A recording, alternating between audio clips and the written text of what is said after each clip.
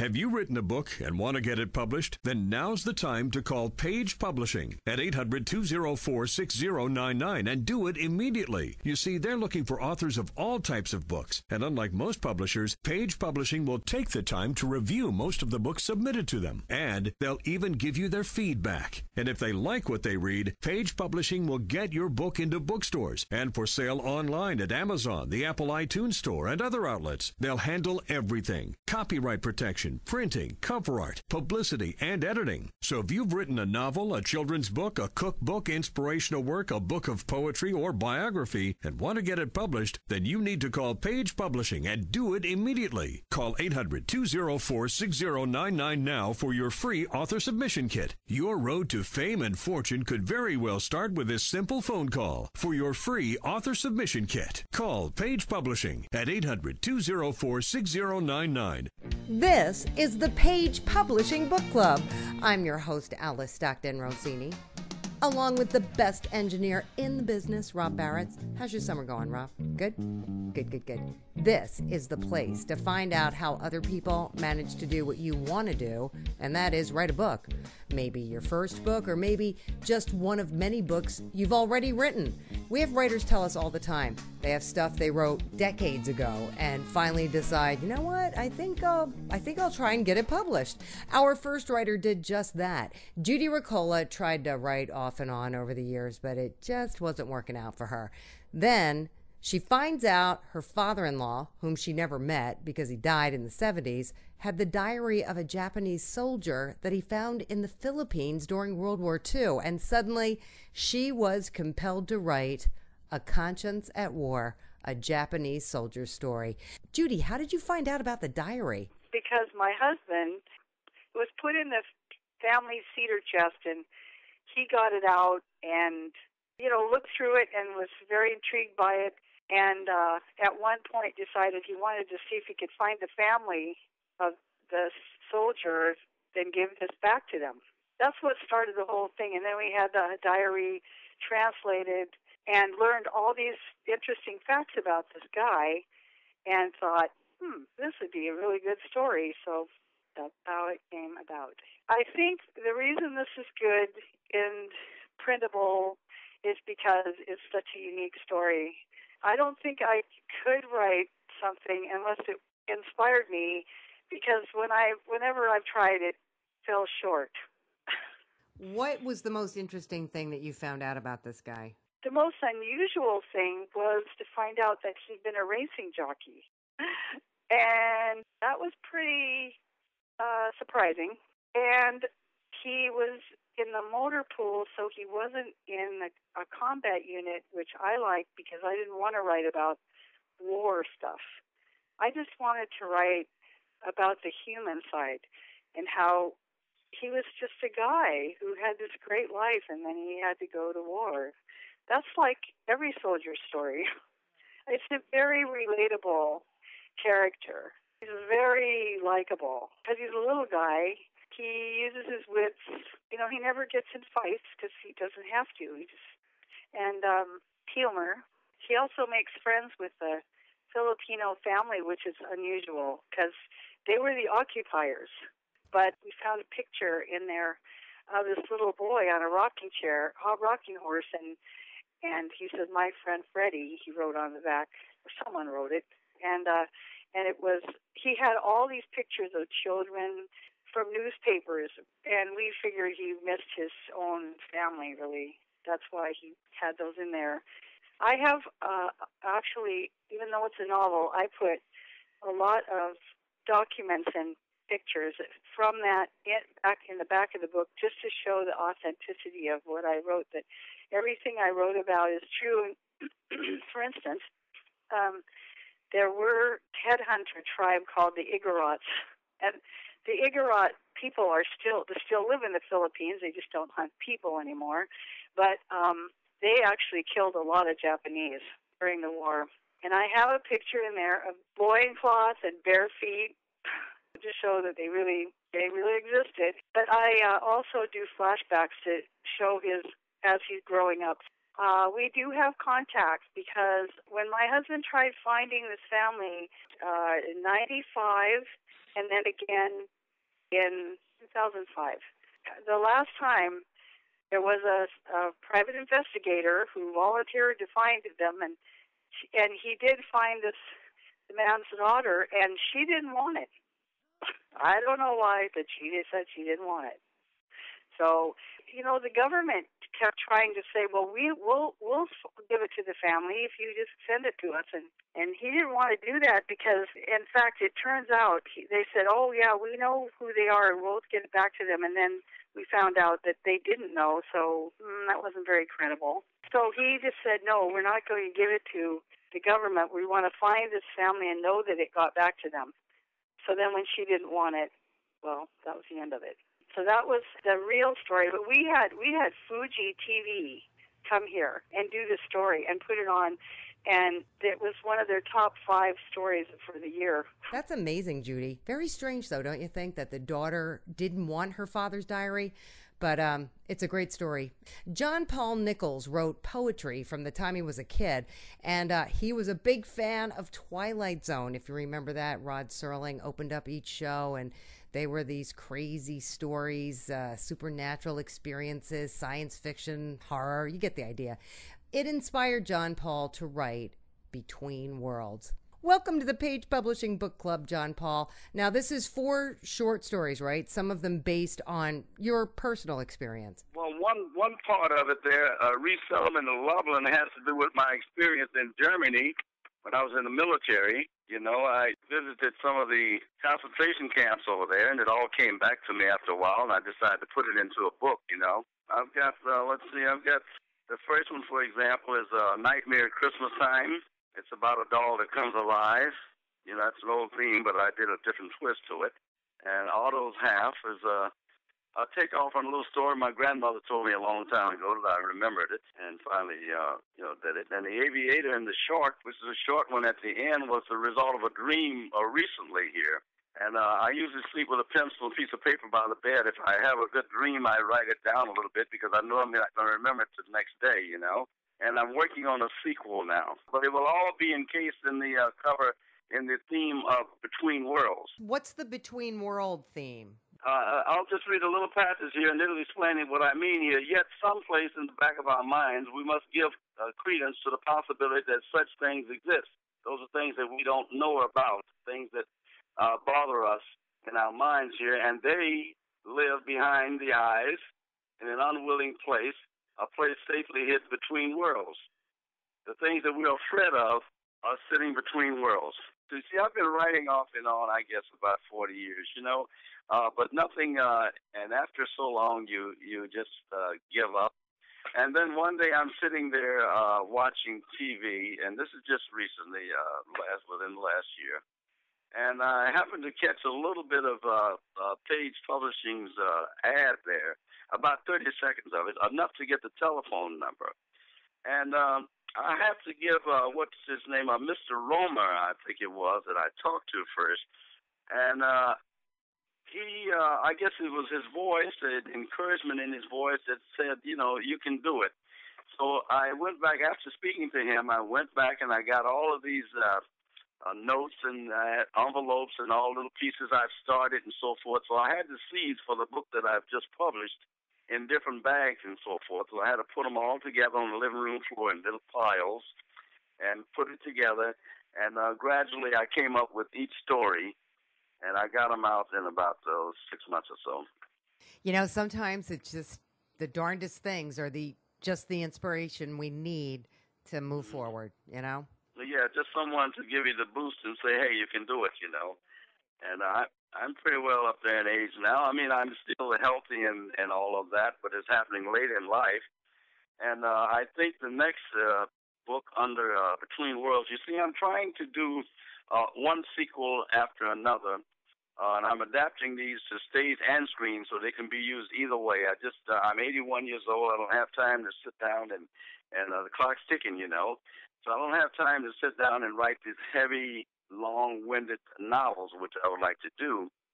But so I inspire myself by getting into the middle of the book and where there's a prefix and a suffix that's still available for anybody who wants to pick it up and begin the book or end it. But I've got the high points. Those are my short stories. That's the way I do it. Well, you know what? It sounds like it works for you, and now that you're writing, you can't stop. So I'll be talking to you again, John Paul. There are all kinds of reasons why people don't go to church, and Kenneth Brown heard a lot of them. Ultimately, she found that a lot of times it has to do with a person or minister who claims to walk the walk, but in reality doesn't. And that becomes a turnoff to people that are observing these super religious people. Well, it is the subject of her book entitled Why They Won't Come. Hey, Kenneth, give me some examples. Well, say, for instance, maybe a person had a family member that proclaims to be a minister or, just goes to church on a regular basis and calls themselves, quote-unquote, religious, and may do things like judge them or, instead of showing them the love of God, which is what we're put here to do, we're supposed to be teaching people how God loves and loving them in that manner so that they want to get to know God. You're saying that we don't do that as individuals. Right. A lot of times, these are things that can keep people from wanting to get to know God. And I feel like as a Christian or a follower of God, we're supposed to show them the same type of love that God shows us so that they won't be turned off from that.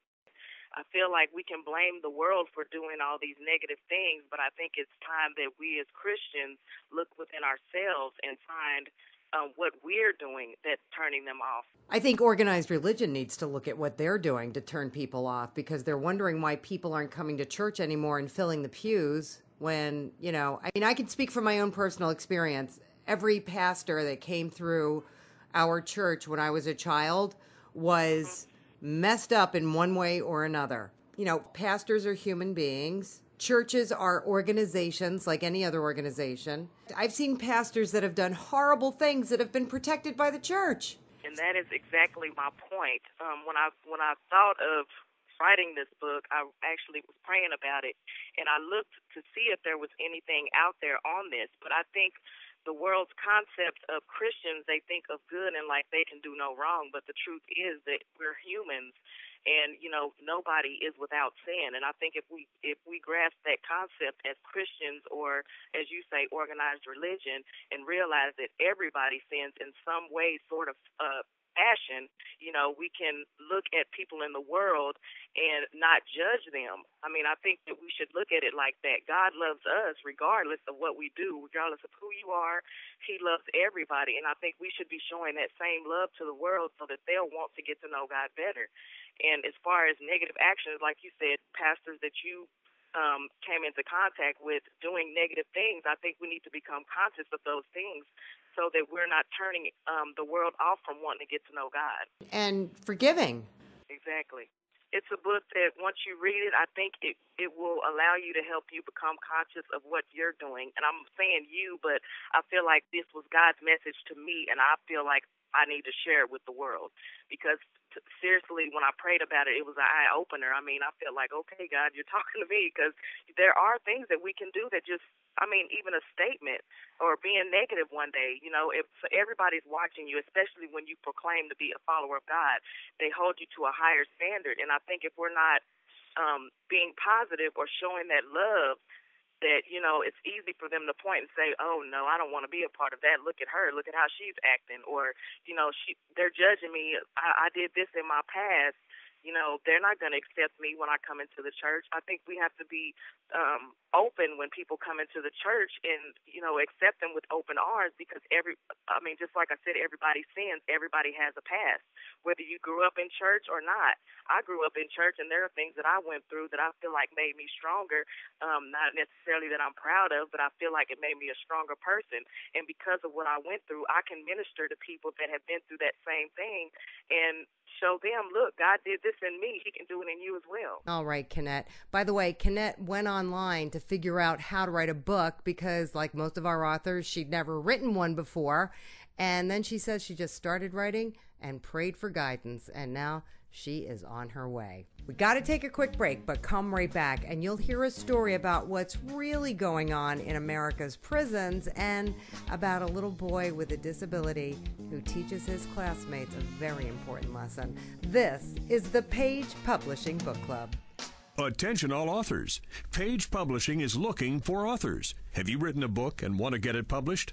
Page Publishing will get your book into bookstores and for sale online at Amazon, Apple iTunes, and other outlets. They handle all aspects of the publishing process for you. Printing, cover art, publicity, copyright, and editing. Call 800-204-6099 now for your free author submission kit. That's 800-204-6099 for your free author submission kit. Welcome back to the Page Publishing Book Club. I'm your host, Alice Stockton Rossini. I hope you're enjoying our show. Robert Mazzaferro taught special ed preschoolers for more than a decade, and as a result of that experience, he wrote Jeremy Makes It. It's about a young boy with a disability who will truly inspire you. Robert, what exactly was this little boy's disability? His left arm and hand are smaller than his right. He has 2 fingers and a thumb instead of 4 fingers and a thumb.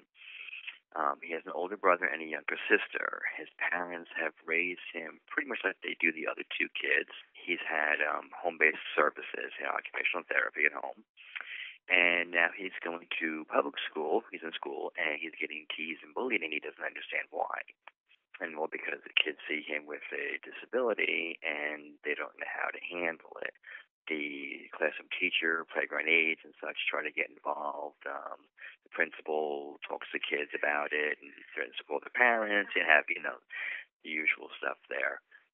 So he's trying to, he talks to his parents about it, and the teacher at one point takes his deformed hand, and she's going to bring him to the front of the line and walk him to the lunchroom so the kids can see, look, here I am, I'm holding his hand, and there's nothing happened to me, so you can even play with him, and everything is okay, And it has a happy ending. He loves to run. He used to play in the summertime. He plays some games and stuff outside with his brother's friends. And he's with his occupational therapist, and he sees kids running on the track, and she's not getting anywhere with him. So she's like, why don't we ask if we can join one of the teams? And the kid's like, no, you can't do that. Team's already made. We're not going to listen to this. So she's like, well, you know what? Why don't you be your own team? And she leaves it up to him. And he thinks about it. He's like, you know what? Yes, because I want to run. I want to do this. And he whips everybody's butt. And that's his way of getting some acceptance because he's very good at what he does, which is running. It's really written for ages like 4 to 10, that just because someone looks different or maybe acts a little different, it doesn't mean that they're weird, scary, or anything that you have to really have concern about. You really should kind of get to know somebody, play next to them, play with them for a little bit, see how the person is.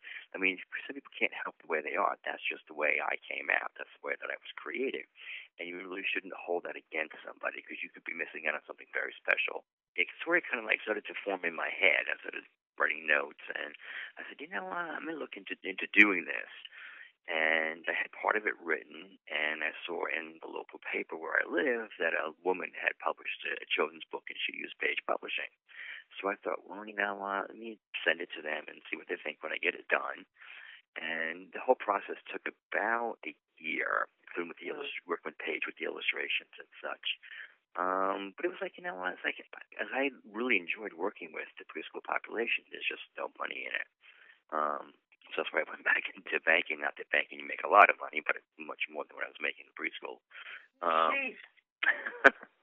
we have to really teach kids when they're young, because that's when they're really malleable. And you got to teach them, you know what? It's okay to be different, And if you don't like somebody, just don't bother with them. It doesn't mean you have to tease them or egg them on or create problems. Just leave them alone, Great message, Robert. It's a shame you're not teaching anymore. But Robert is going back to the preschool he taught at, and he's donating books to the school and to the local library to try to get that message across to kids that just because someone's disabled doesn't mean they're any different than you are.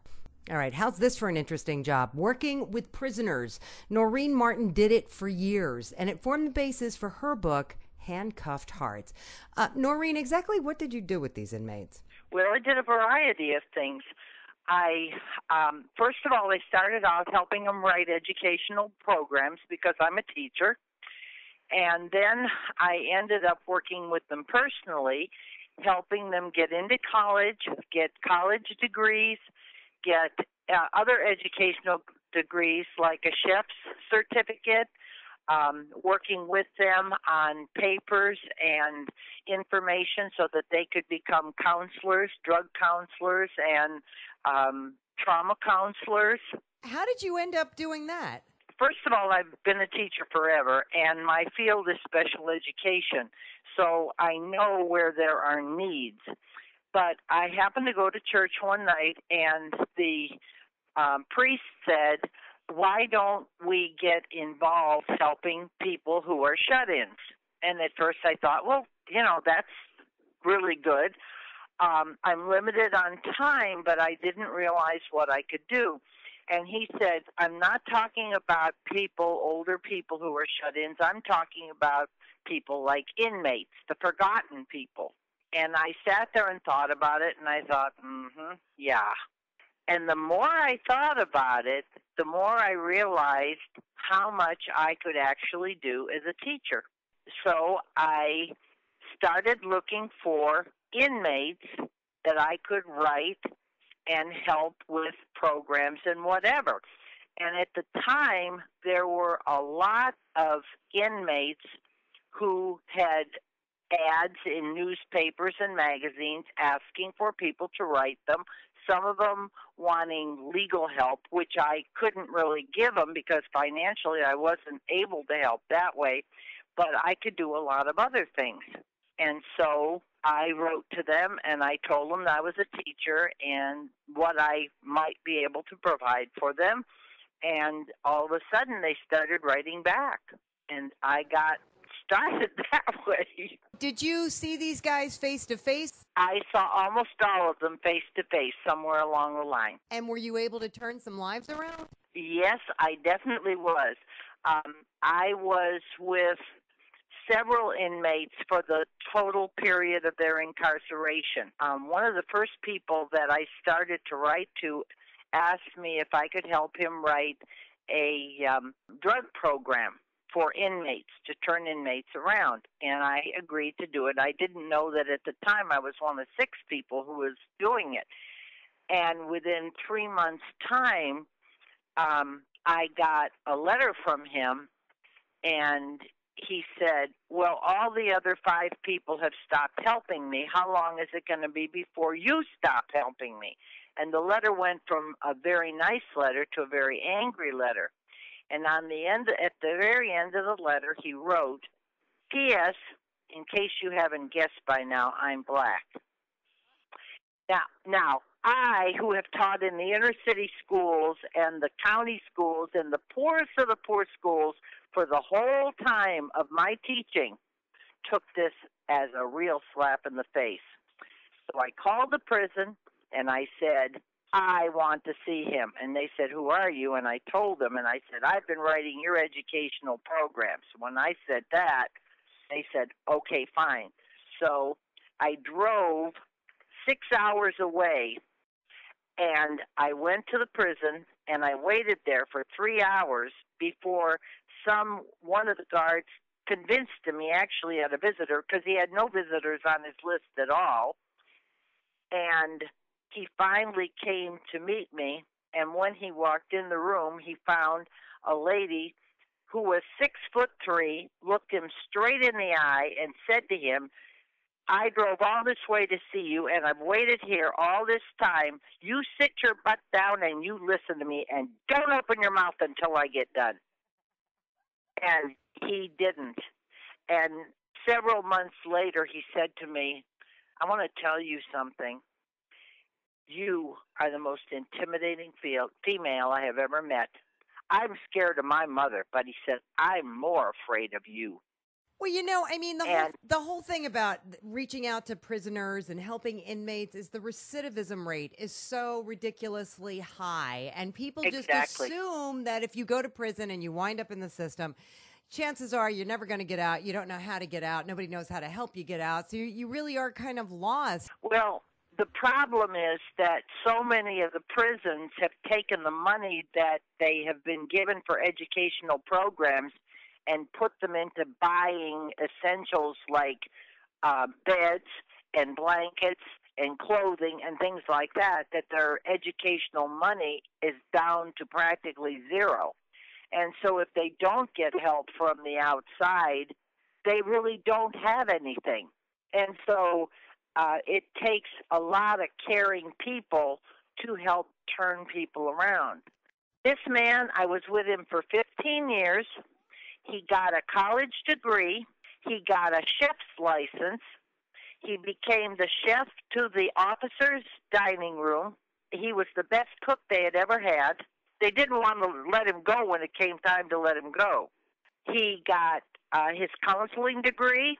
He became a very, very contributing member of society, and one of my and my husband's very, very best friends. Oh, my gosh. What was he in jail for?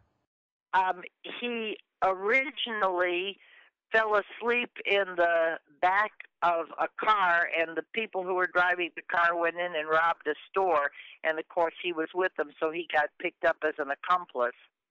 And then they tagged him with drugs because his two friends were on drugs. Noreen, that is some story. And there's more where that came from in her book. In fact, Noreen says she's going to keep writing about what's really going on in America's prison system and reveal some things that will make your head spin.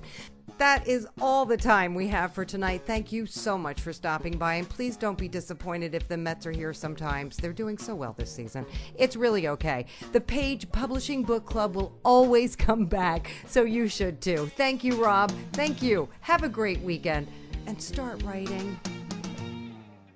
Have you written a book and want to get it published? Then now's the time to call Page Publishing at 800-204-6099 and do it immediately. You see, they're looking for authors of all types of books. And unlike most publishers, Page Publishing will take the time to review most of the books submitted to them. And they'll even give you their feedback. And if they like what they read, Page Publishing will get your book into bookstores and for sale online at Amazon, the Apple iTunes Store, and other outlets. They'll handle everything: copyright protection, printing, cover art, publicity, and editing. So if you've written a novel, a children's book, a cookbook, inspirational work, a book of poetry, or biography, and want to get it published, then you need to call Page Publishing and do it immediately. Call 800-204-6099 now for your free author submission kit. Your road to fame and fortune could very well start with this simple phone call. For your free author submission kit, call Page Publishing at 800-204